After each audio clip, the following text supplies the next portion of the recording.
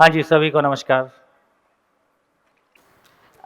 कल की गोष्ठी में एक क्वेश्चन आया था कि आप इस सभा से या तो आप क्या चाहते हैं? मैं क्या चाहता हूँ? मैं जो चाहता हूँ तो बहुत क्लियर है। कितने जल्द आपके घरों के बाहर हैप्पी फैमिली का बोर्ड लगा हुआ दिखाई दे जाए।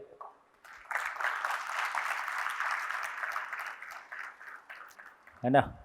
अभी तक हम लिखते आए हैं आईएएस, आईपीएस, डॉक्टर, ये वो नाम। तो अल्टीमेटली तो पूरी फैमिली का एक ही पर्पस था कि जिया जा सके।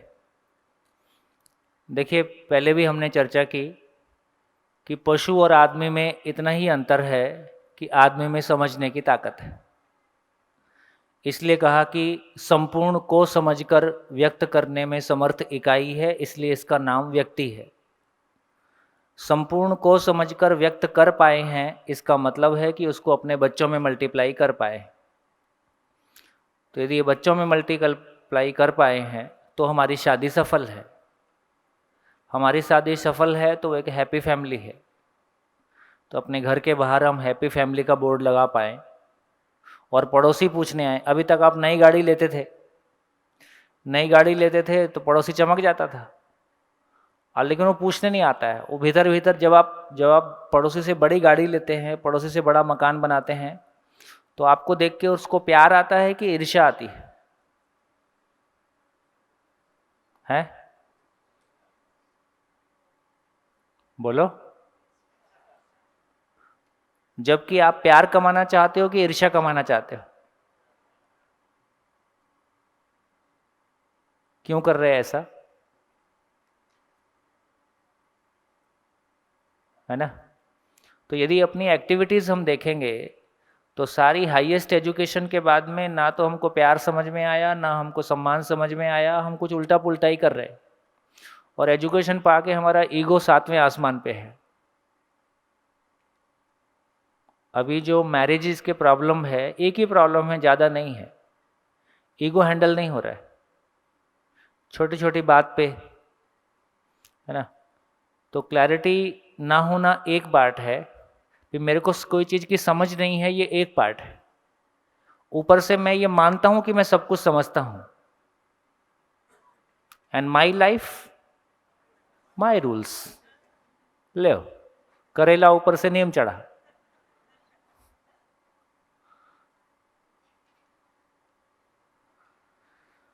नेचर के आगे किसी का रूल नहीं चलता है, नेचर का ही चलता है।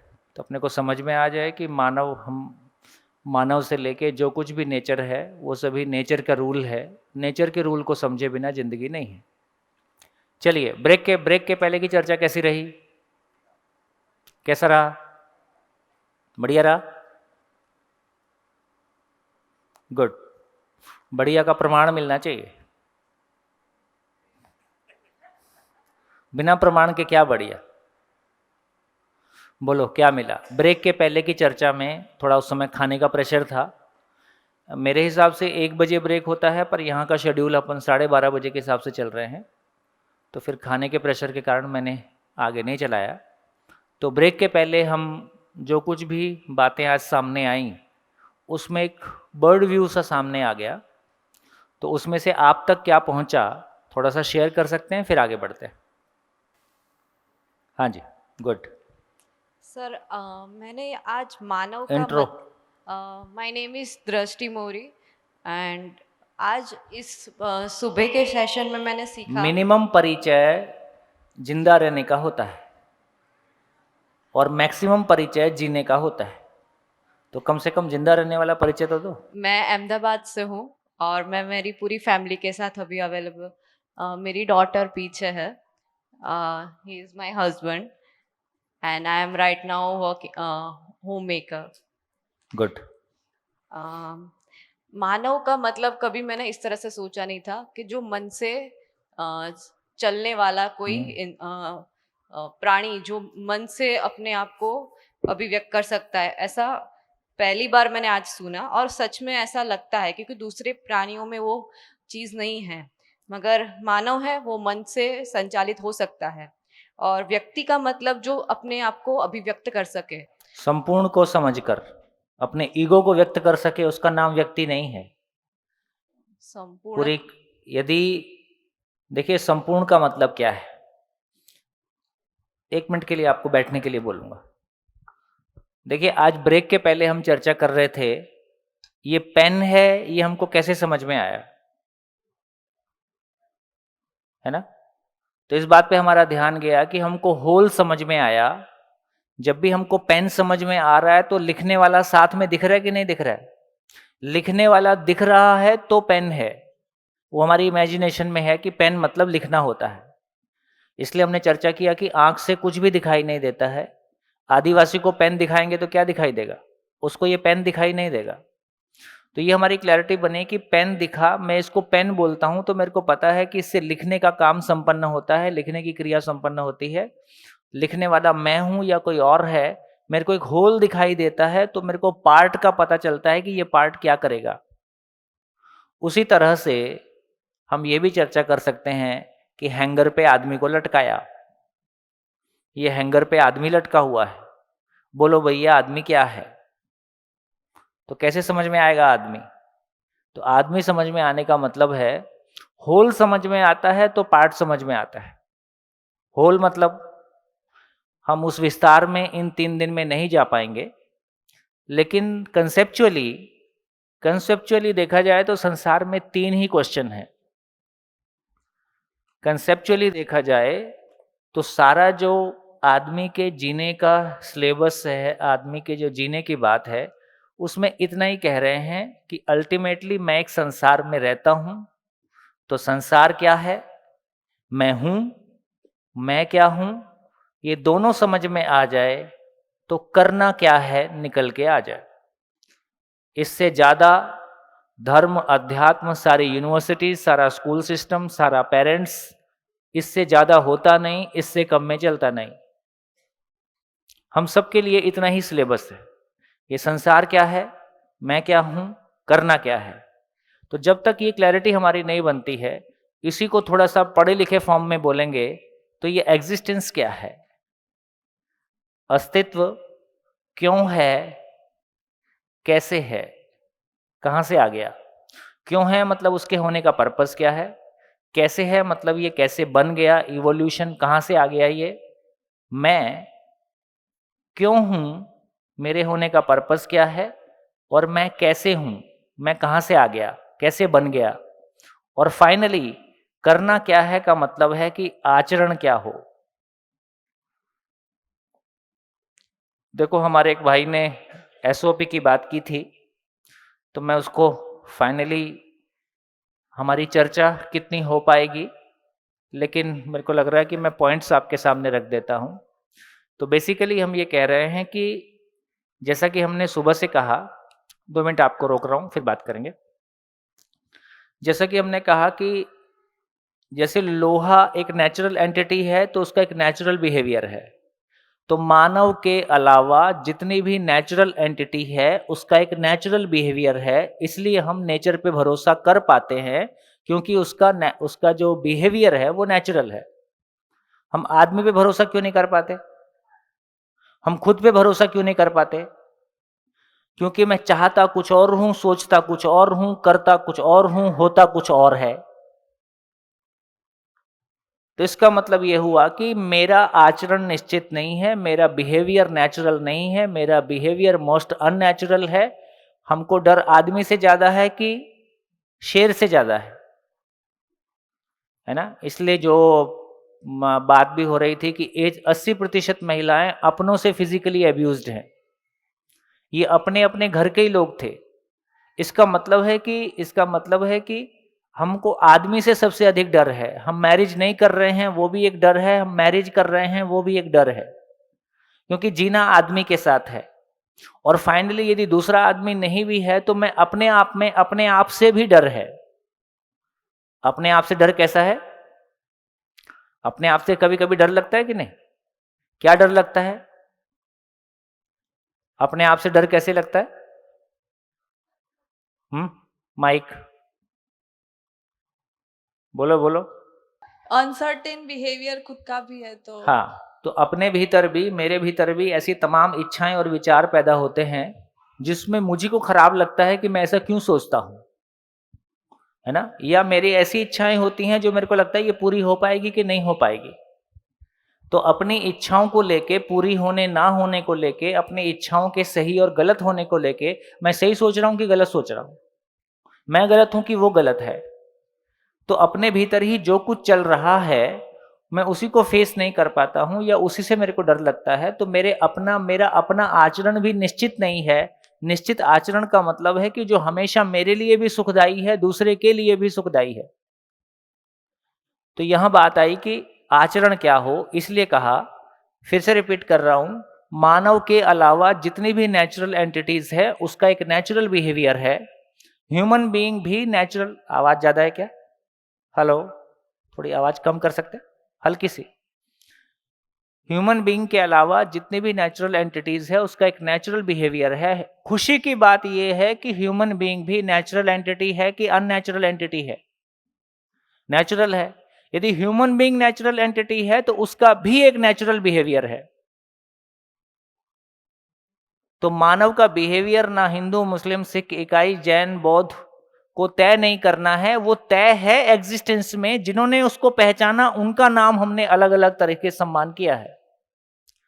अब उसको हम एकेडमिक पॉइंट ऑफ व्यू से, है ना, अब तक हमने उसको किसी और तरीके से पहचाना, हो सकता है अधूरा पहचाना, सही पहचाना, गलत पहचाना, उपदेश पूर्वक कहने की कोशिश की। अब हम उसको साइंस की तरह से कहने की कोशिश कर रहे हैं। तो दोस्तों, यदि मानव एक नेचुरल एंटिटी है तो उसका एक नेचुरल बिहेवियर है, तो उसको कहा सार्वभौम मानवीय आचरण। सार्वभौम मानवीय आचरण, universal human conduct. Universal human conduct.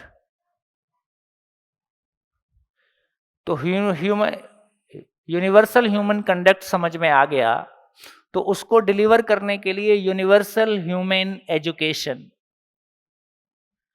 Universal human education से यूनिवर्सल ह्यूमन कंडक्ट को मैं पा गया, तो ऐसे कंडक्ट के साथ, ऐसे आचरण के साथ जीने के लिए यूनिवर्सल ह्यूमन ऑर्डर, और ऐसे कंडक्ट को, एजुकेशन को और ऑर्डर को, व्यवस्था को संरक्षण देने के लिए यूनिवर्सल ह्यूमन कॉन्स्टिट्यूशन।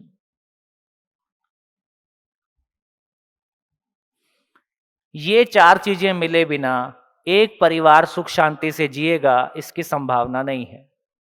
तो कोई बात अपने आप में पूरी है, अधूरी है, कोई फिलॉसफी अपने आप में पूरी है या अधूरी है, उसको जांचने के लिए ये क्रॉस चेक है कि उससे ये चार चीजें हमको मिल जाएं: universal human conduct, universal human education, universal human order and constitution. वर्तमान एजुकेशन कैसी है? वो आदमी को मशीन बनाती है, और मशीन बन के जब पर्पस नहीं मिलता है तो वो राक्षस हो जाता है। किसी भी तरह से नंबर 1 बनने की चाहत, है ना, सारे बिजनेस का, सारी जॉब किसी बिजनेस के लिए है। सारे बिजनेस का एक ही मतलब है, मोनोपोली। और मोनोपोली का एक ही मतलब है कि मार्केट में जो कुछ है सबको खत्म कर दो, किसी भी कीमत पे खत्म कर दो। पूरे एग्जिस्टेंस को देखें तो वो को एग्जिस्टेंस है, और हमारी पूरी अप्रोच को देखें तो वो को एग्जिस्टेंस के सपोर्ट में है कि को एग्जिस्टेंस के विरोध में है। हमारी जीवन शैली को देखें तो को एग्जिस्टेंस के विरोध में है। मैं बड़ी कार इसलिए लेके आता हूं कि पड़ोसी मेरे को प्यार करेगा और मैं पड़ोसी से प्यार करूंगा। मैं बड़ी कार इसलिए लेके आता हूं कि पड़ोसी मेरे से चमकेगा, पड़ोसी मेरे को बड़ा मानने के लिए बाध्य होगा, मजबूर होगा। क्या किसी को कोई बड़ा मानने के लिए मजबूर हो सकता है? हम घर में बच्चे एक दूसरे को, देखो मैं तो कितनी सिंपल सिंपल बातें हैं और कैसे, है ना, 2 मिनट के लिए अपनी आंखें बंद मत करना, लेकिन मानसिक रूप से कर सकते हो। 2 सेकंड के लिए केवल अपने में झांक के देखो, आप किन लोगों का सम्मान दिल से करते हो, उनके नाम लिख लो। ऐसे आपकी जिंदगी में कौन लोग हैं जिनका सम्मान आप दिल से करते हो, और उनकी संख्या कितनी है? हो सकता है किसी के पास एक भी ना निकले, इतनी गरीबी भी हो सकती है। ठीक, लिख लो, मन में लिख लो, कॉपी में लिख लो, जो करना है कर लो। अब उसको पढ़ के देखो कि उसको आप क्यों इज्जत करते हो, उसको आप क्यों इतना सम्मान देते हो। क्यों सम्मान देते हो? उसका रंग गोरा है, हाइट 6 फुट है, गाड़ी बहुत बड़ी है, पद बहुत बड़ा है, पटेल है।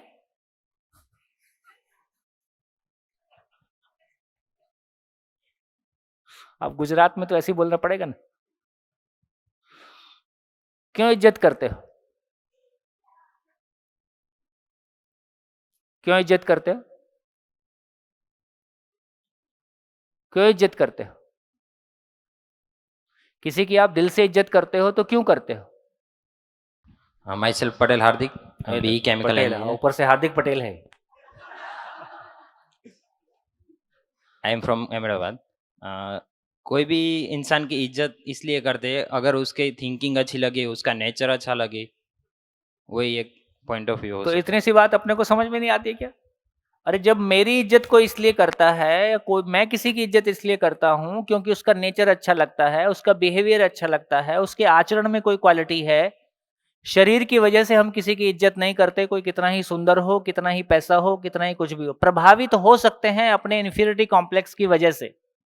अपने इन्फीरियरिटी कॉम्प्लेक्स की वजह से मैं किसी से प्रभावित हो जाऊं, ये अलग बात है, लेकिन प्रभावित हो जाने का मतलब किसी को इज्जत देना नहीं है, प्यार देना नहीं है। तो सिंपल सी बात है कि कोई मेरे को भी इज्जत करेगा तो क्यों करेगा? कोई मेरे को इज्जत करेगा तो क्यों करेगा?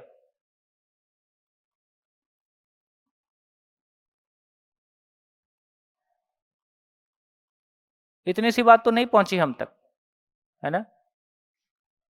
तो मेरे को लगता है कि समझ के मामले में हम काफी गरीब हैं, है ना? समझ के मामले में हम काफी गरीब हैं, और ईगो हमारा बहुत बड़ा हो गया। जितना ज्यादा पैसा आ गया, जितनी बड़ी एजुकेशन पाली, है ना, उतना ज़्यादा हमारे पास ईगो आ गया, और ईगो से बात होना बहुत मुश्किल है।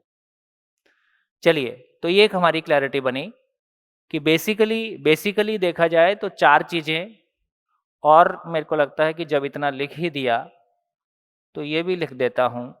तो बेसिकली संसार में 2 ही प्रॉब्लम है। पूरी एजुकेशन में 2 चीज़ें कवर हो जाएं तो एजुकेशन कंप्लीट हो जाए। बहुत व्यवहारिक सी बात कह रहा हूँ। प्रॉब्लम नंबर 1,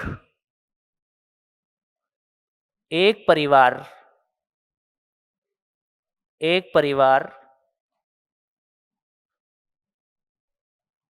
दूसरों से प्रभावित हुए बिना, एक परिवार दूसरों से प्रभावित हुए बिना अपनी भौतिक आवश्यकताओं का निर्धारण कर सके, ऐसी योग्यता आ जाए। इकोनॉमिक्स में 10 पीएचडी करने के बावजूद भी हमारी कोई ऐसी योग्यता डेवलप नहीं होती कि मैं दूसरों से प्रभावित हुए बिना अपनी फिजिकल नीड्स का निर्धारण कर सकूं।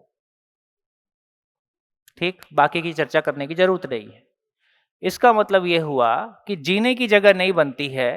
प्रभावित हूं या प्रभावित करने के लिए कुछ सोचता हूं, तो एक परिवार दूसरों से प्रभावित हुए बिना अपनी भौतिक आवश्यकताओं का निर्धारण कर सके। हमारी प्रॉब्लम कितनी है? एक जन घूमने सिंगापुर चला गया, उसने अपना फोटोज वगैरह कहाँ डालते हैं? इंस्टाग्राम में डाल दिया, और उसको तो वो तो डाल के अपना बैठ गया। अब दूसरे लोग जल रहे, है ना? हैं? इसलिए डालते हैं कि लोग जलें। तो सूत्र यह है कि जला हुआ जलाता है।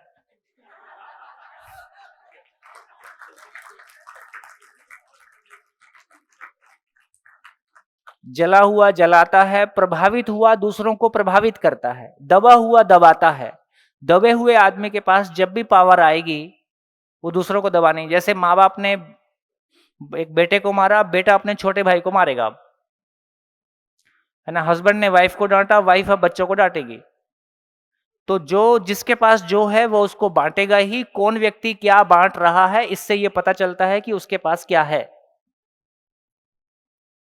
तो इससे हम फिर ईज में आ सकते हैं कि अच्छा ऐसा कर रहा है, इसका मतलब इसकी हालत ऐसी है। मतलब हमारे बचपन का एक छोटा सा, बोलते बोलते मेरे को याद आ जाता है। है ना। हमारे फादर एफसीआई में नौकरी करते थे और हमेशा वो पूरी ज़िंदगी पंजाब में जॉब की है, तो हम एक किराए के मकान में रहते थे। तो हमारी मकान मालकिन थी। हमारी मकान मालकिन शाम को चाय के समय उसको ज़रूर अक्सर आ जाती थी और वो ऐसे आके बैठ के बात करेगी और पंजाबी में सुन वे बेबे मतलब बोलने का तरीका है ना। तो फिर ऐसे करती रहेगी वो। अब जब तक आप पूछोगे ना कि आंटी ये वाली अंगूठी कहाँ से आई थी, आंटी ये वाली अंगूठी कहाँ से आई थी, है ना, तो उसकी सारी उंगलियों में मोटी मोटी अंगूठियाँ, फिर एक एक अंगूठी की हिस्ट्री शुरू होगी, उसकी हर अंगूठी का अपना एक किस्सा है। तो इसका मतलब है कि अब ऐसे ऐसे कर रहा है तो समझ जाओ बेचारा अंगूठी से प्रभावित है ना। तो जो जिससे प्रभावित है उसी चीज को चमकाने की कोशिश करेगा। अब जो जिस चीज को समझा रहा है, चमका रहा है ना, आप समझ लो कि बेचारा इससे चमका हुआ है, इसकी हालत पतली है। तो क्या समझ में आया? दूसरों की अयोग्यता से प्रभावित ना होना मेरी योग्यता है। तो ये पिक्चर अपनी क्लियर हो जाए। तो एक पॉइंट नंबर 1, एक परिवार दूसरों से प्रभावित हुए बिना अपनी भौतिक आवश्यकताओं का निर्धारण कर सके, ऐसा हमको ऐसी योग्यता हमको बाई एजुकेशन आ जाए। दूसरा, अपनों के साथ तृप्तिपूर्वक जीने की योग्यता। अपनों के साथ तृप्तिपूर्वक जीने की योग्यता। ये 2 योग्यता आ जाए तो एजुकेशन सफल। ये डिलीवर नहीं होता है तो एजुकेशन धोखा। बढ़िया। हाँ, अब आप बोलो। और हमने बात की थी कि बच्चे अपने ही व्यवहार से सीखते हैं। तो हम अपने घर में एक दूसरे के साथ कैसा व्यवहार करते हैं उसी से बच्चे सीखने वाले हैं। तो यही बहुत इम्पोर्टेंट होता है कि स्कूल में तो जितना टाइम रहेगा, घर पे भी उसको ऐसा ही वातावरण मिले जिससे उसको ऐसा लगे कि इसमें से मुझे कुछ सीखना है। वो आपको फॉलो करना अपने आप से चाहे, उसको लगे कि ये मदर हर सिचुएशन में ऐसा ही बिहेव करती है, तो हाँ। उसको पहले से पता होगा कि मम्मी को ये अच्छा नहीं लगता है। अगर एक बार हाँ एक बार ना, तो वो कंफ्यूज हो जाएगा कि इनका कुछ पता नहीं है, कभी गुस्से होती है कभी अच्छा हाँ। करती है। दिन में 4 बार राजा बेटा और 5 बार गधा। तो सोते समय वो तय नहीं कर पाता है कि मैं राजा हूं कि गधा हूं, है ना। और हमने बात की थी कि मैरिज का पर्पस क्या है। तो एक नई जिंदगी को लाना है, हमें जीवन को मल्टीप्लाई करना है। तो ये बहुत ही बड़ी रिस्पॉन्सिबिलिटी सोसाइटी के लिए हो जाती है जब हम मैरिज की बात। देखो, एक बहुत बड़ी अपेक्षा आपसे और है। आप लोगों में से कितने लोगों की शादी हो गई और बच्चे नहीं हैं, अभी बच्चे नहीं हुए हैं? अधिकांश की स्थिति ऐसी है। तो एक बात बहुत इंपॉर्टेंट और सुनने और समझने लायक है और करने लायक है। देखो, हम गर्भ संस्कार की बात हम सुनते हैं। गर्भ संस्कार सबने सुना है? हाथ उठाओ। सुना है। तो गर्भ संस्कार क्या होता है? क्या होता है? बोलो, माइक। जब हम लोग एक बच्चे को जन्म देते हैं तो उसकी वो बच्चा बड़ा होके कैसा होगा, उसकी शुरुआत जब वो एक माँ के पेट में होता है तब से हो जाती है।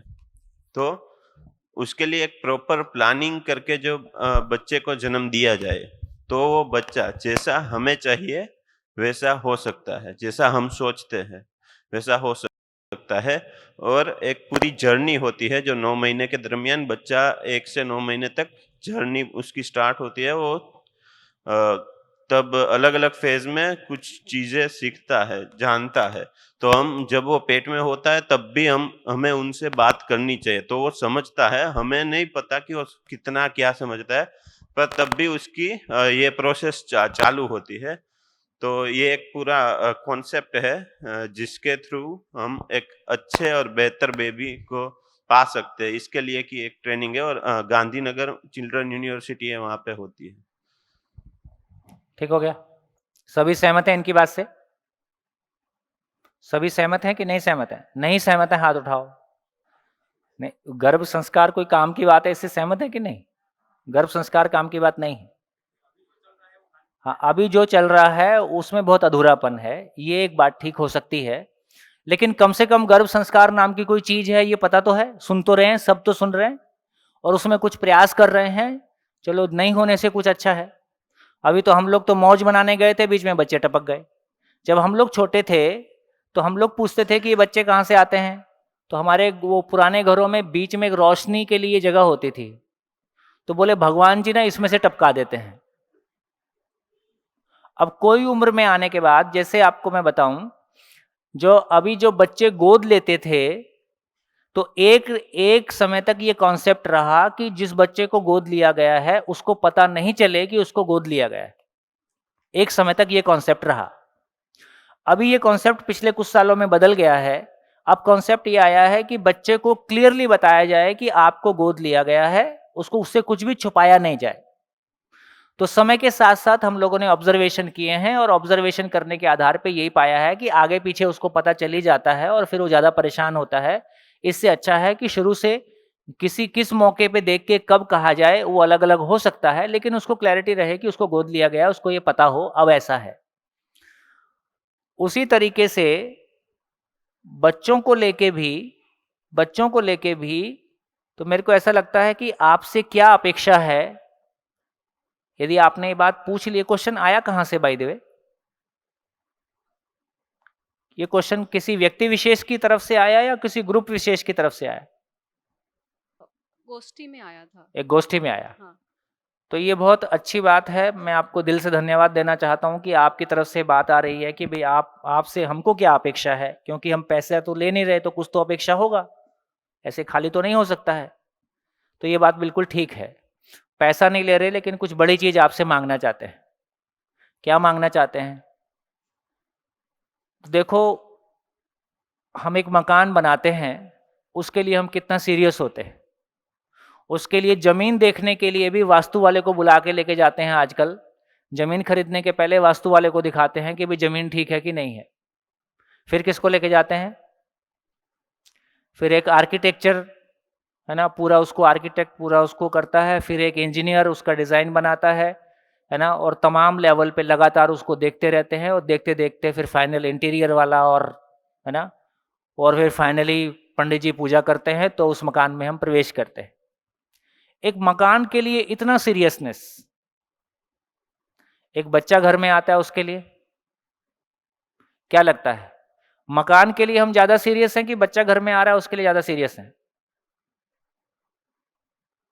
इन जनरल कैसा है? किसी व्यक्ति विशेष की बात नहीं कर रहा हूं, इन जनरल कैसा है? हाँ, बोल नहीं रहे हो? हम मकान के लिए ज्यादा सीरियस हैं कि बच्चे के लिए ज्यादा सीरियस हैं? मकान के लिए हम ज्यादा सीरियस हैं। बच्चा तो अपने आप आ ही रहा है, बाकी तो डॉक्टर देखेगा जो देखेगा। ठीक, यहां से एक नई शुरुआत होती है कि यदि फाउंडेशन ही गड़बड़ है तो हम कैसे उम्मीद करें कि बिल्डिंग, इमारत बुलंद होगी। तो फाउंडेशन मजबूत किया जाए। क्या मजबूत किया जाए? गर्भ संस्कार का मतलब है, लिख लीजिए, गर्भ संस्कार का मतलब है एक लाइन में, गर्भ काल के दौरान मां जो सोचती है, बोलती है, सुनती है, वही गर्भ संस्कार है। सिंपल, एक लाइन में, गर्भ काल के दौरान मां जो सोचती है, बोलती है, सुनती है, वही गर्भ संस्कार है। जैसा सोचती है, जैसा बोलती है, जैसा सुनती है, उसका प्रभाव बच्चे के थॉट प्रोसेस पे पड़ता है। ठीक, इसका मतलब क्या हुआ? इसका मतलब गर्भकाल में बच्चे के थॉट प्रोसेस पे केवल मां का प्रभाव पड़ता है या और किसी का भी पड़ रहा है? पूरी फैमिली का, पूरी फैमिली का, और साथ में टीवी का और नेटफ्लिक्स का। क्योंकि जो वो सुन रही है, जो भी वो सुन रही है, अब वो नेटफ्लिक्स सुन रही है कि क्या, जो भी वो देख रही है, सुन रही है, बोल रही है, सबका प्रभाव बच्चे पे जा रहा है। तो अब यहां से शुरू होता है गर्भ संस्कार की तैयारी कि मैं क्या सोचूं और मेरे घर के लोग भी क्या सोचें, और मैं क्या देखूं और क्या नहीं देखूं, ये पूरी एक तैयारी है। ये तैयारी कंसीव हो गए उसके बाद शुरू होगी कि पहले से ही होगी? ये शादी की डेट तय हो गई तब शुरू होगी कि उसके पहले से ही होगी? तो कर तो लो कभी से ही, लेकिन आवश्यकता तो इस बात की है कि शादी तय होने के पहले या कम से कम बच्चा कंसीव होने के पहले हमारी वो तैयारी, पूरी फैमिली की वो तैयारी हो जाए कि हम किसी मेहमान के स्वागत के लिए तैयारी कर रहे हैं।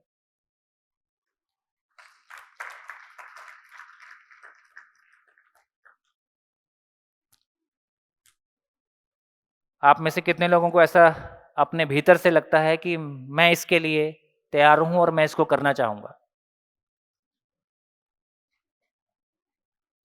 देखो, यदि आप इसके लिए करना चाहोगे, है ना, तो कम से कम मैं आपको कमिटमेंट देता हूं, ये शिविर भी हम परिवार भाव से ही कर रहे हैं, शुरू से लेके एंड तक, और आपके पूरे परिवार की तैयारी के लिए हम सभी जो इस शिविर को होल्ड किए हुए हैं, आयोजन कर रहे हैं, हम आपके साथ।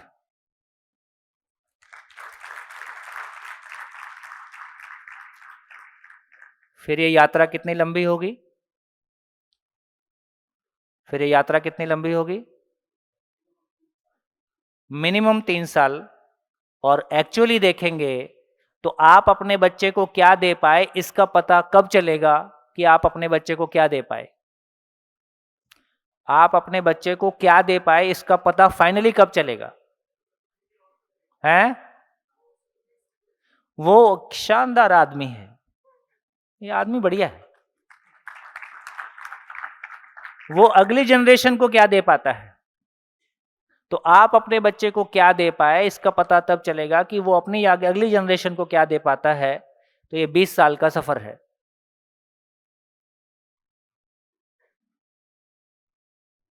करें ऐसा प्रोजेक्ट? कितने लोगों की सहमति है? देख लो, सोच समझ के हाथ उठाना।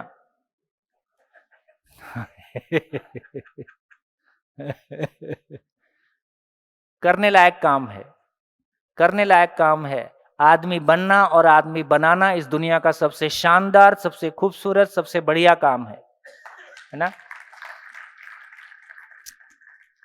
एक आदमी क्रिएट कर दिया, एक आदमी क्रिएट कर दिया तो किसी को बहुत प्यारा सा हस्बैंड मिलेगा, और किसी को भाई मिलेगा, और किसी को दोस्त मिलेगा, और किसी को किसी ऑफिस में, है ना, किसी समाज में काम करने वाला एक आदमी मिलेगा। जहां जाएगा वहां से खुशबू जैसा निकल जाएगा।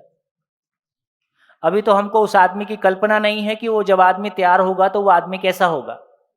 आपने अपनी जवानी देखी है, अपनी जवानी में आपके थॉट प्रोसेस में जो कुछ चल रहा था, जिन भी कन्फ्लिक्ट और परेशानियों से हम गुजर रहे थे, वो हम सब ने देखा है। जिस तरह के कॉम्प्लेक्सेस से हम सब गुजरे हैं वो हम सब ने देखा है। कभी कल्पना आपके मन में ऐसी आती है, जब बच्चा पहला चांटा खाता होगा, तड़ाक से जब पड़ता होगा, तो पहली बार जब बच्चा चांटा खाता होगा तो उसको कैसा लगता होगा? क्योंकि गर्भ किसी भी बच्चे के लिए सबसे सेफेस्ट प्लेस है, और वो बहुत सेफ जगह से बाहर आया है। और जब वो पहली बार चांटा खाता होगा तो उस पर क्या गुजरती होगी। और बच्चे को झूठ बोलना कौन सिखाता है? अधिकांश मदर, क्योंकि बच्चा अधिक समय मदर के पास ही होता है, छोटा बच्चा। तो जब आप किसी बात पे ज्यादा डांटते वांटते हो तो पतली गली निकाल लेता है। तो इसका मतलब है, एक बच्चे को क्या वातावरण दें, एक बच्चे के लिए उस परिवार में किस, अभी तक हमने ये सोचा है कि बस बच्चे के लिए बिल्कुल एक पैलेस तैयार कर दें, है ना। तो हमने फिजिकली बहुत सारी चीजों को सोचा है, क्योंकि जिंदा रहने के धरातल पर जो पैसे से खरीद सकते हैं वो हम खरीद पाए, लेकिन मानसिक रूप से हमारी कोई तैयारी नहीं है, इसलिए मानसिक रूप से उसको भी हम क्या दे पाए। और आपको लगता है कि छोटे बच्चे को कुछ पता नहीं चलता है और उसके आजू बाजू सब हो रहा है, उसको सब पता चलता है ना। ज्यादा कहने की जरूरत नहीं है। तो धीरे धीरे हमारा ध्यान इस बात पे, फिर हमारा ध्यान इस बात पे भी जाएगा कि बच्चे का कमरा अलग हो कि हमारा कमरा अलग हो। एक बच्चा माँ के साथ सोना चाहता है कि अलग सोना चाहता है? उसको हम अपने से अलग क्यों कर देते हैं? ज्यादातर समय तो उसको आपके साथ सोने की जरूरत है। यदि आपको कोई प्राइवेसी की जरूरत है, वो जरूरत कभी कभी पड़ती है, उस समय में आप अलग हो सकते हैं। तो क्या लगता है, हमारा कमरा अलग हो कि बच्चे का कमरा अलग हो? एकदम सब उल्टा पुल्टा है, सोचना शुरू करोगे तो। मैं वो बारीक बातों की शेयरिंग कर रहा हूं जो बहुत गहरा इंपैक्ट डालती है। मैं जो कह रहा हूं वो आप तक पहुंच रहा है कि नहीं? कितने लोगों को ये बात ठीक लग रही है? तो कम से कम एक बच्चा चाहे लड़का हो चाहे लड़की हो, है ना, वो साथ सोने को एंजॉय करता है। वो आपका साथ, दिन भर तो आप उसको मिलते नहीं हो, है ना। एक बिस्तर वो जगह है जहां एक बच्चे को अपने माँ बाप पूरे समय मिलते हैं, पूरी तरह से मिलते हैं। अब उसमें भी हमने छोटे से बच्चे के लिए व्यवस्था बना दी है कि उसको अलग सुला दो। जब सोचेंगे, वो कहते हैं ना कि बात निकली है तो दूर तलक जाएगी। कितनी दूर तक जाएगी? बात निकली है तो दूर तलक जाएगी, तो इतनी दूर तक जाएगी कि हर जगह में हम सोचेंगे, हर जगह सोचेंगे कि मैं क्या कर रहा हूं, क्यों कर रहा हूं। हम बहुत आदर्शवादी बातें कर रहे हैं कि हम बहुत प्रैक्टिकल बातें कर रहे हैं। उस प्राइवेसी की आवश्यकता हमको किन्हीं क्षणों में है, तो उतने क्षण के लिए हम अलग हो सकते हैं, लेकिन उसके लिए हमने परमानेंटली बच्चे को अलग कर दिया। ये कितना ठीक है?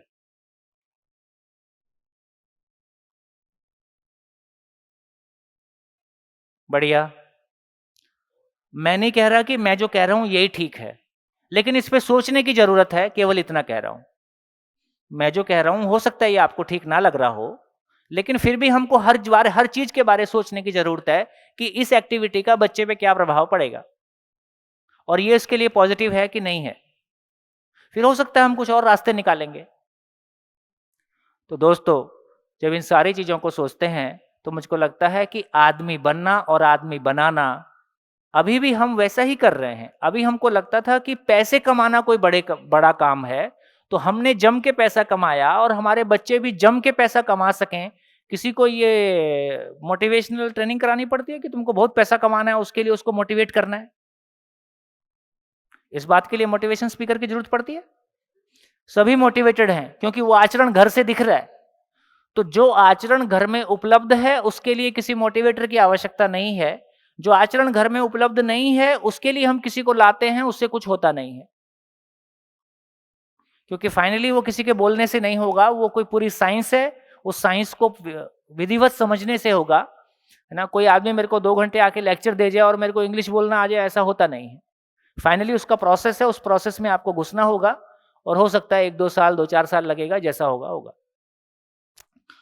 तो इसका मतलब सही अर्थों में देखा जाए तो शादी का पर्पस क्या है? अब क्या समझ में आ रहा है? शादी का पर्पस क्या है?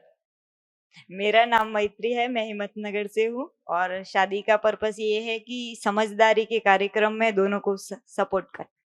हाँ, इसी बात को दूसरी भाषा में बोलें तो ऐसे बोल सकते हैं कि जब तक मुझको जीना नहीं आता तो मैं पूरा हूं कि अधूरा हूं।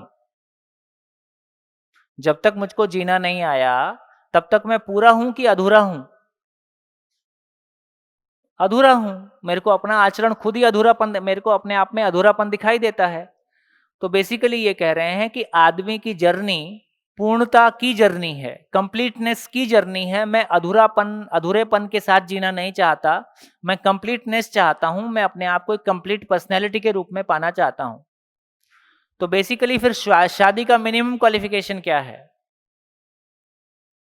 सही अर्थों में शादी का क्वालिफिकेशन क्या है? 2 वक्त की रोटी पाने के लिए हम 25 साल पढ़ते हैं, फिर किसी जॉब के लिए अप्लाई करते हैं।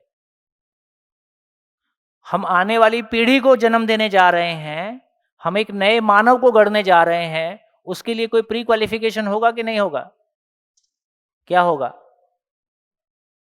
है ना, कि वो कंप्लीटनेस को मैंने देख लिया है, कंप्लीटनेस को मैंने पा लिया है, या कम से कम मैं उसके प्रोसेस में हूं, मेरे को कंप्लीटनेस की समझ है और मैं उसके प्रोसेस में हूं। तो बेसिकली शादी का जो पर्पस है या शादी जो मतलब है, दो लोग अपनी पूर्णता की घोषणा करते हैं। 2 लोग साथ मिलके अपनी पूर्णता की घोषणा करते हैं और आने वाली पीढ़ी को पूर्णता तक पहुंचा देंगे, इस बात का कमिटमेंट करते हैं। इसलिए इतने लोग इकट्ठा होते हैं, इसलिए इतना बड़ा उत्सव मनाते हैं, इसलिए इतनी बड़ी तैयारी करते हैं, इसलिए एक शादी किसी भी की ज़िंदगी में एक बहुत बड़ी तैयारी, एक बहुत बड़े उत्सव के रूप में हम मनाते हैं। तो बेसिकली एक आदमी तैयार हुआ है इस बात, 2 लोग तैयार हुए हैं इस बात, 2 लोग अपनी पूर्णता की घोषणा कर रहे हैं इस बात की खुशी, और 2 लोग मिलके आने वाली पीढ़ी को पूर्णता देने की घोषणा कर रहे हैं इस बात की खुशी। देखो आपको ध्यान होगा कि बेसिकली ये जो हम उत्सव मनाते हैं ना, ये सब पूर्णता का उत्सव है ना? जैसे जैसे वो लोहड़ी मनाते हैं, लोहड़ी आती है ना 13 जनवरी, होली नहीं, होली नहीं, लोहड़ी, क्या मकर संक्रांति, है ना? तो बेसिकली आप जितने भी त्योहार देखेंगे, वो या तो ऋतु की पूर्णता है ना? वो कोई ना कोई चीज की पूर्णता है। तो कोई चीज एक कंप्लीटनेस तक पहुंचती है, तो उसकी खुशहाली, उसको हम उत्सव मनाते हैं। तो उसी तरह से ये सारे उत्सव जितने भी गिनाए गए हैं, या तो ऋतु की पूर्णता है, उसको हम उत्सव मनाते हैं। यदि मानव में देखेंगे तो बेसिकली हम 16 संस्कार की बात करते हैं, गर्भ संस्कार से लेके, है ना, कंसीव होने से लेके, और जन्मदिन से लेके, और शिक्षा से लेके। तो जैसे ही एक स्टेज पूरी होती है, उसको हम उत्सव के रूप में मनाते हैं कि एक स्टेज है ना सफलतापूर्वक पूरी हो गई, इसको हम उत्सव मनाते हैं। तो जितने भी हमारे उत्सव हैं, या तो वो ऋतुओं का कंप्लीशन है, या वो पूरा हमारी हमारी जीवन शैली में अनाज कट के घर आ गया उस बात का उत्सव है, या हम नई फसल लगाने जा रहे हैं उस बात का उत्सव है, वो विश्वकर्मा की पूजा होती है ना? तो बेसिकली हम अपनी जो भी उद्योग हैं, उन उद्योग को एक सम्मान, उसको एक ढंग से कुछ करते हैं। तो इस तरह से हम देखते हैं, तो जितनी त्योहार हम मना रहे हैं, वो किसी एक पूर्णता का उत्सव है ना? तो इस तरह से वे, और यदि फाइनली अंतिम संस्कार, तो अंतिम संस्कार क्या हो? वो भी एक उत्सव है। पुरानी परंपरा में जितने भी बुजुर्ग की डेथ होती थी, उसको गाजे बाजे के साथ विदा करने की परंपरा थी। पहले तो ऐसा करते थे, ठीक? इसका मतलब है कि एक आदमी ने जिस पर्पस को लेके अपनी शरीर यात्रा शुरू किया, वो उस पर्पस को पूरा कर पाया, इस बात की खुशी। जन्म हुआ तो भी खुशी, संसार छोड़ा तो भी खुशी। हम उस परंपरा के लोग। कितना बढ़िया, है ना? तो ऐसा जब हम फैल के सोचते हैं, तो हमको समझ में आता है, इन सारी कड़ियों में देखेंगे तो विवाह एक सबसे गहरी चीज है, और विवाह की परिभाषा है। विवाह की परिभाषा क्या है? लिख सकते हैं, विवेक पूर्वक वहन करना विवाह है। विवेक पूर्वक वहन करना मतलब निभाना। विवेक पूर्वक वहन करना विवाह है।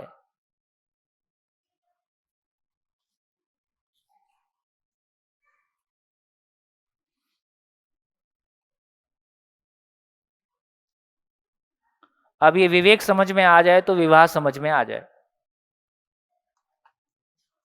ठीक है? तो विवेक का जो मीनिंग आप समझते हो वो नहीं है ना? क्योंकि उसको तो करके विवाह सफल नहीं हुआ है। तो ऐसा हम सोच के देखते हैं, तो हमको अब यदि इतना इतना हमारा थॉट प्रोसेस खुल गया, तो अब हमको विवाह एक बोझ दिखाई देता है, या विवाह कोई बहुत महिमा संपन्न घटना दिखाई देती है? बोलिए। अभी विवाह कैसा है?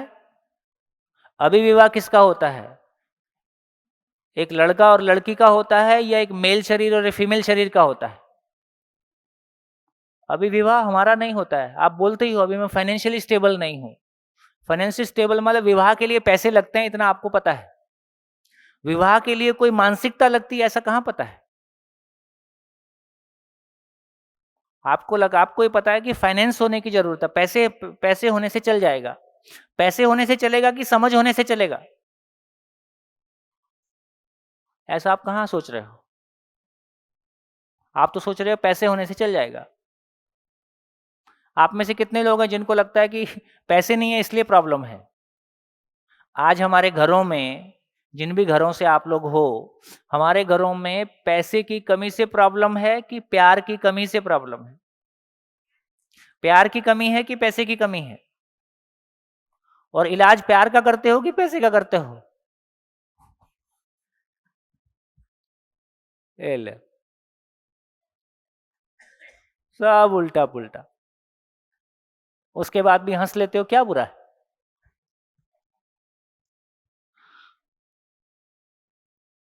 कहाँ पहुंचे? कहाँ पहुंचे?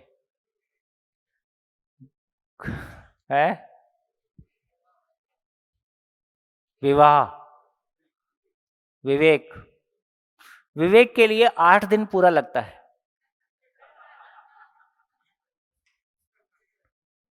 इतना सस्ता नहीं है। देखिए, ये शिविर मात्र एक ट्रेलर था, हमारे लिए भी ये पहली बार था, और एक संयोग रहा कि चर्चा चर्चा में कुछ बात निकल आई और कमल मंगल जी और कुछ मित्रों ने मिलके बोले चलो इसको ऑर्गेनाइज करके देखते हैं।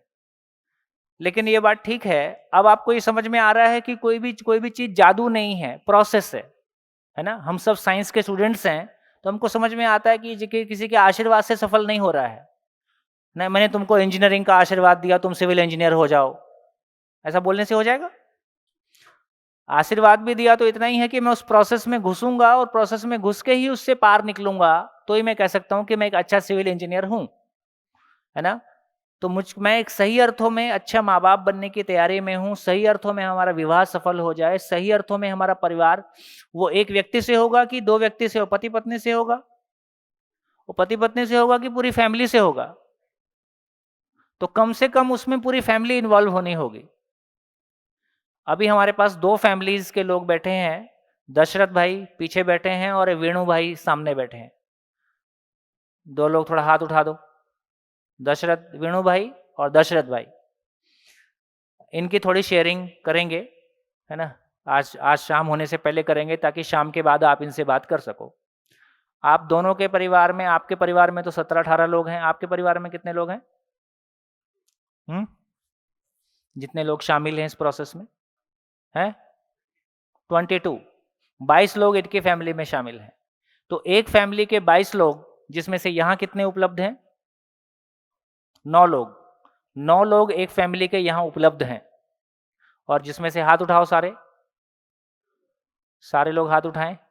ये एक फैमिली के लोग हैं, ये इसको बताना पड़ता है तुम हमारी फैमिली से हो। भूल गई। तो ये 9 लोग एक फैमिली के हैं, है ना। दशरथ भाई हैं, उनकी धर्मपत्नी है ना।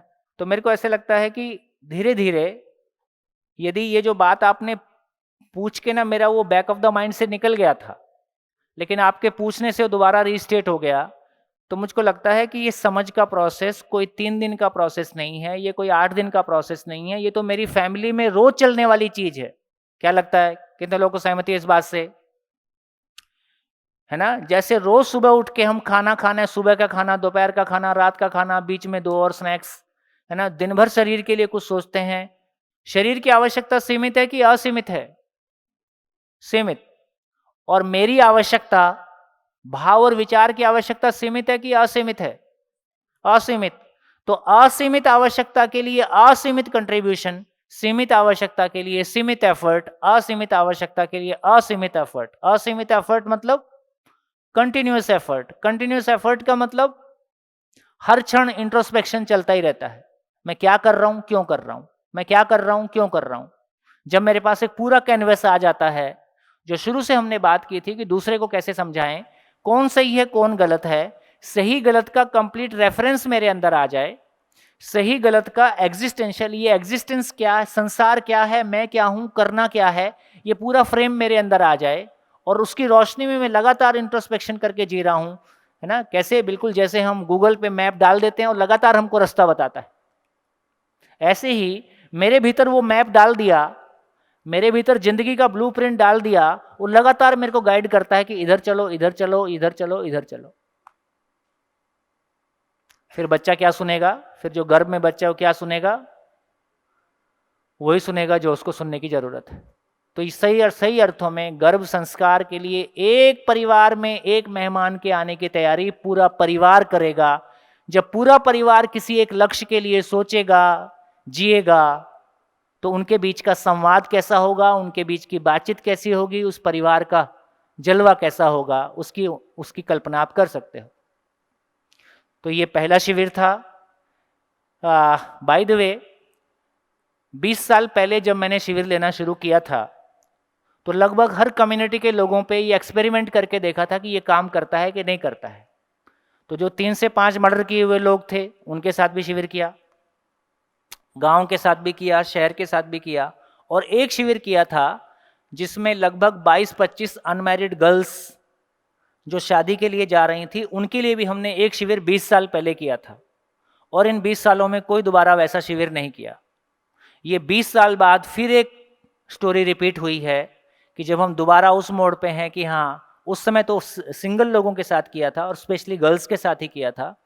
आज गर्ल्स के साथ ये सोच के किया था कि किसी भी फैमिली में गर्ल की माँ की भूमिका बड़ी होती है, ऐसा सोच के उस समय किया था। लेकिन अब ये समझ में आया कि ठीक है, तो पूरी फैमिली की ही भूमिका है। तो ये उससे एक स्टेप और आगे हम आ गए जब हम कपल्स के साथ बैठे हैं। यदि हमको आगे चलना होगा तो हमको क्या सोचना होगा? यदि इस जर्नी में आगे बढ़ना होगा तो हमको क्या सोचना होगा? क्या सोचना होगा? अगला स्टेप क्या होगा? है पूरा परिवार होना चाहिए, एंटायर कहाँ? फैमिली। कहाँ हो आप? कहाँ हो? हाँ, पूरा परिवार होना चाहिए। तो कितने लोगों को ये कॉन्फिडेंस है कि हम पूरे परिवार को ला सकते हैं? यदि आप ऐसा शिविर ऑर्गेनाइज करते हो तो मैं आपकी डेट 2-3 महीने पहले डेट बतानी होगी, तो मैं आपकी डेट पे शिविर को स्वीकार करता हूं। वेणु भाई, सहमति? देखो ये हमारे सरदार हैं। हो जाएगा, ये बोल देते हैं हो जाएगा तो हो जाता है।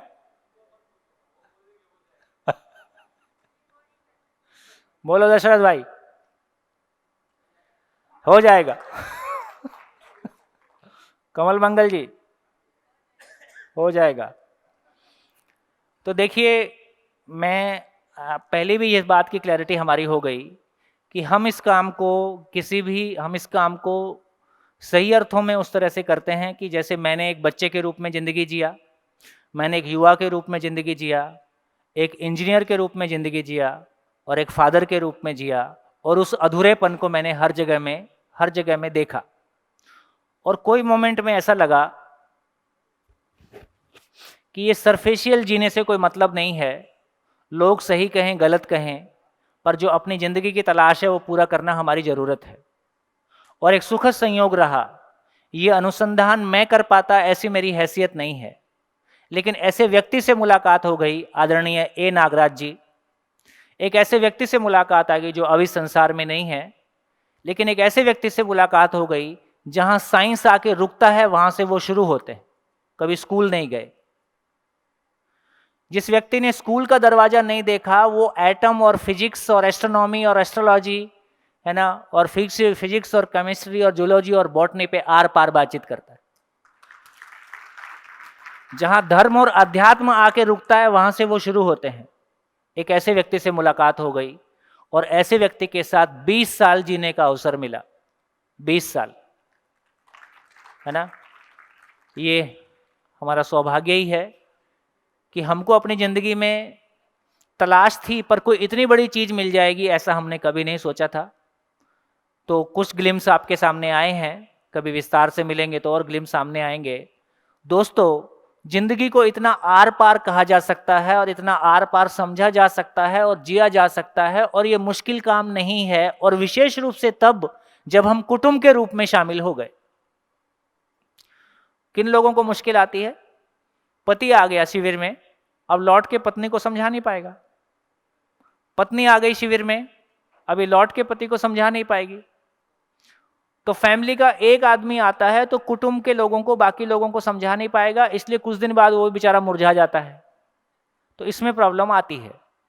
लेकिन जहां पति पत्नी दोनों आ गए, एक लेवल का कंप्लीशन हो गया, और जहां पूरी फैमिली आ गई नैया पार, 7 दिन में एक लेवल की नैया पार, ऐसा होते हुए हमने अनेक बार देखा है। तो दोस्तों, सही अर्थों में यदि देखो, ये बिल्कुल, मैं भी किसी परिवार में रहता हूँ और मैं भी किसी जॉइंट फैमिली में हूँ। यदि प्यार नहीं है तो जॉइंट फैमिली से बड़ा साक्षात नर्क इस दुनिया में और कुछ भी नहीं है। यदि, हाँ, ताली बजा सकते हैं इस बात। यदि परिवार में प्यार नहीं है तो हर दिन नया झमेला है, इसने इसको ये बोल दिया, उसने उसको ये बोल दिया, और अब नहीं चलेगा और इसके साथ नहीं चलेगा। और यदि जॉइंट फैमिली में प्यार है तो इससे बड़ा स्वर्ग और कोई होता नहीं। तो हमारे बच्चे के आने के पहले उसको एक स्वर्गीय वातावरण मिले, वो जन्म से स्वर्गवासी कहलाए। नहीं? अरे, ये स्वर्ग मरने के बाद ही क्यों होता है यार, पहले क्यों नहीं हो सकता? तो मैं आपको आश्वासन देता हूं कि आप सभी जीते जी स्वर्गवासी हो जाएंगे। पच नहीं रहा है कंडीशनिंग के कारण।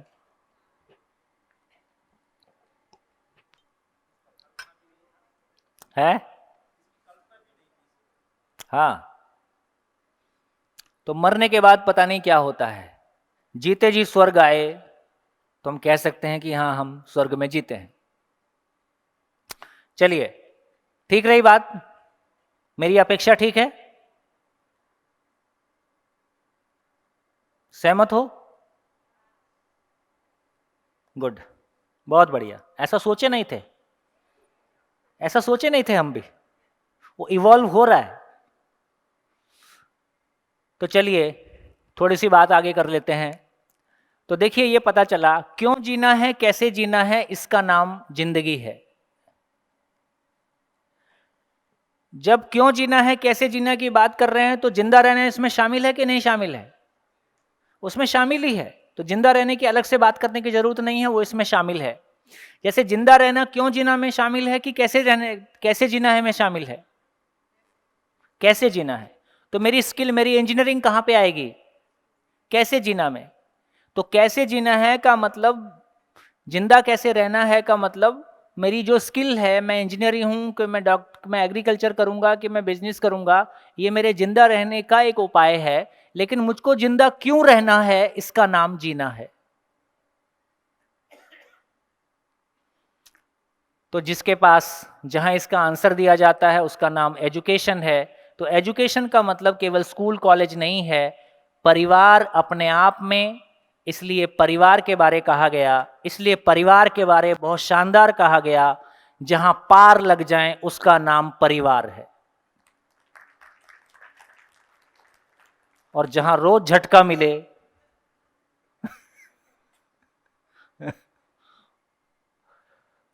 तो क्लैरिटी बनी। तो जिज्ञासा का मतलब है कि जिसको कम से कम ये जिज्ञासा है कि मैं जानना चाहता हूं कि क्यों जीना है, कैसे जीना है, उसका नाम विद्यार्थी है। जहां इसका नाम दिया जाता है उसका नाम विद्यालय है, उसका नाम परिवार है। और सभी को ये उपलब्ध हो जाए, इसका नाम समाज है और इसका नाम सरकार है। समाज और सरकारों का कुल इतना ही काम है कि सभी को ये पता चल सके, हर बच्चे को ये पता चल सके कि क्यों जीना है और कैसे जीना है।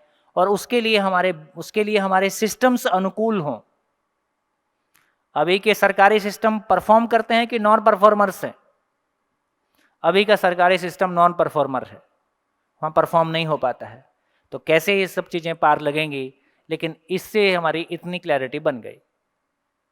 चलिए, बहुत बढ़िया। तो हमारे पास कम समय है, लेकिन फिर भी हम थोड़ी सी चर्चा करते हैं, क्यों जीना है।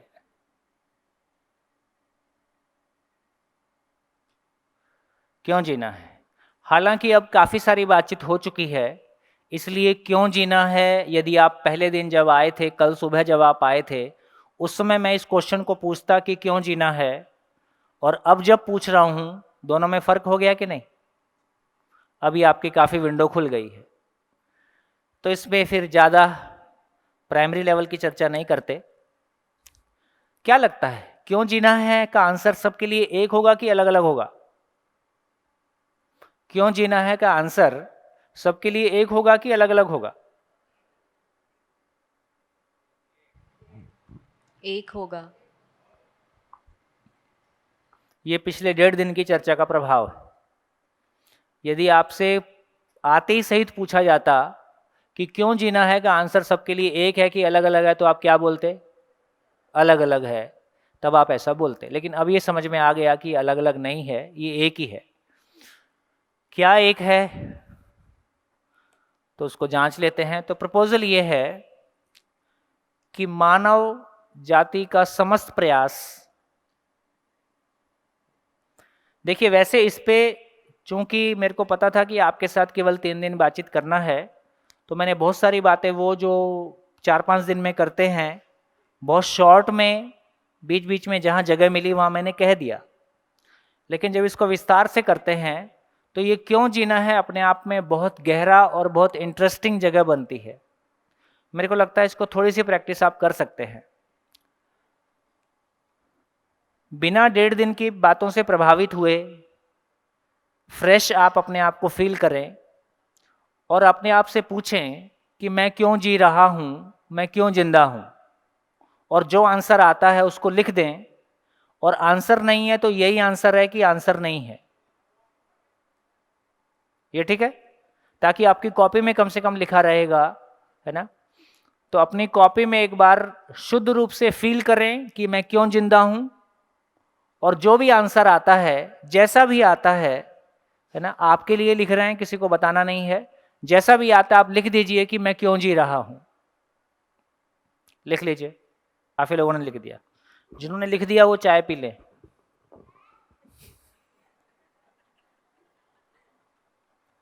और चाय पीते पीते सोचे कि मैंने क्या लिखा था, और जो आपने लिखा है उससे आपको कितनी संतुष्टि है, उसको पढ़ने से कैसा संतुष्टि फील होता है।